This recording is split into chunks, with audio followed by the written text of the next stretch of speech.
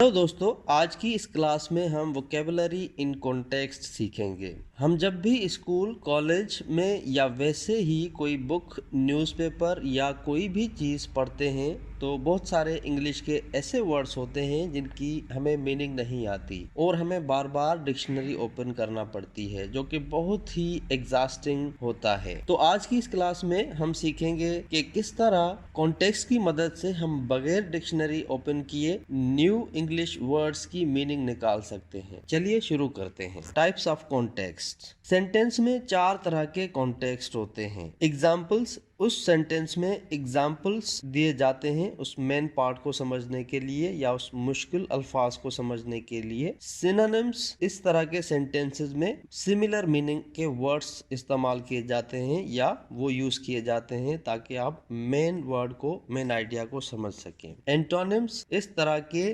Sentences में हमें opposite meaning के अल्फाज मिलते हैं जिनकी मदद से हम मेन वर्ड को या न्यू वर्ड को समझ सकते हैं। जनरल सेंस ऑफ सेंटेंस, जिसमें हमें जनरल सेंस मिलता है सेंटेंस का। अब आइए तो इनको एग्जाम्पल्स की मदद से समझते हैं। सबसे पहले एग्जाम्पल्स। इस तरह के कॉन्टेक्स्ट में जो भी मुश्किल वर्ड होता है उसकी मीनिंग हमें उसी सेंटेंस में मौजूद एग्जाम्पल्स में मिल जाती है। फॉर एग्जाम्पल, एक सेंटेंस है, today I had to deal with one mishap after another. तो फॉर सपोज हमारे पास न्यू वर्ड मिसहैप है इस सेंटेंस में, तो एग्जाम्पल्स की मदद से हम इसकी मीनिंग इस तरह से निकालेंगे। I couldn't find my keys, I dropped a bowl of soup at lunch time and my computer crashed twice. तो अगर हम बाकी के सेंटेंस को देखते हैं तो हमें बहुत सारे सेंटेंसेस से पता चलता है कि मिसहैप का मतलब कोई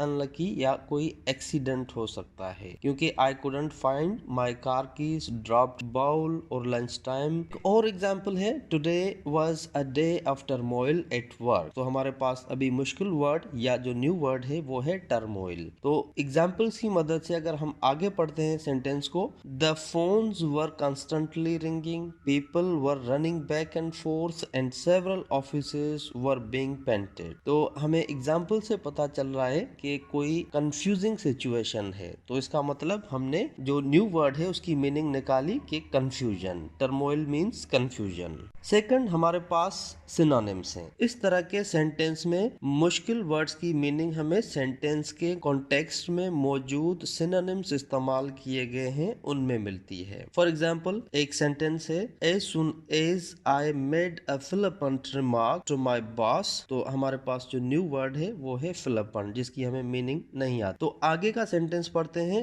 I regretted sounding so disrespectful। flippant remark और so disrespectful में हम अगर कनेक्शन ढूंढेंगे तो flippant का सिनोनिम disrespectful यूज किया गया है। flippant means disrespectful। एक और एग्जांपल देखते हैं, speaking in front of a group disconcerts Ellen. हमारे पास अभी जो न्यू वर्ड है वो डिस्कंसर्ट्स है। क्या है सिचुएशन? स्पीकिंग ग्रुप के सामने एलन को डिस्कंसर्ट करती है। Even answering a question in class embarrassed him. तो अगर हम एम्बैरेस्ड का कनेक्शन देखते हैं तो कॉन्टेक्स्ट से हमें पता चलता है कि embarrassed is a synonym of disconcerts. तो एम्बैरेस्ड का हमें पता है कि शर्मसार होना, तो इसका मतलब डिस्कंसर्ट्स भी एम्बैरेसमेंट है। थर्ड में हमारे पास एंटोनिम्स हैं। इस तरह के कॉन्टेक्स्ट में हमें न्यू वर्ड्स की मीनिंग सेंटेंस में जो एंटोनिम्स इस्तेमाल हुए हैं उनमें से मिलती है। For example, trying to control everything your teens do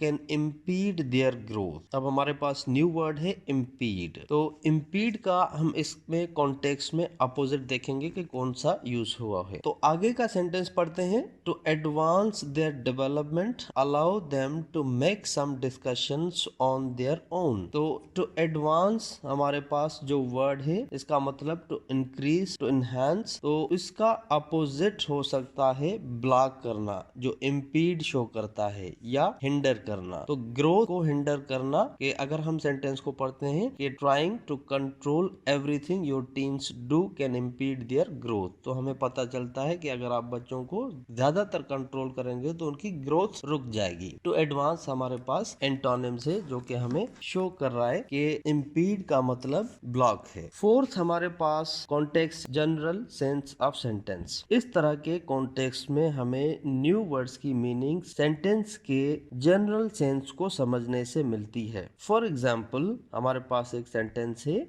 Jamal didn't want to tell Tina the entire plot of the movie, so he just gave her the gist of the story. तो हमारे पास जो वर्ड है new word, जिसकी हमें meaning निकालनी है, gist of the story. तो जिस्ट को अगर हम देखते हैं तो he didn't want to tell Tina the entire plot. अब इंटायर प्लॉट उसने नहीं बताया, तो इसका मतलब है उसने जो मेन आइडिया है सिर्फ वो ही बताया है। तो जिस्ट का मतलब क्या निकला, मेन आइडिया। दोस्तों उम्मीद है कि अब आप इंग्लिश के न्यू वर्ड्स की मीनिंग इस तरह कॉन्टेक्स्ट की मदद से निकालेंगे। वीडियो को लाइक करना ना भूलें और चैनल को सब्सक्राइब करें ताकि आने वाली हर वीडियो आप तक पहुंच सके। शुक्रिया।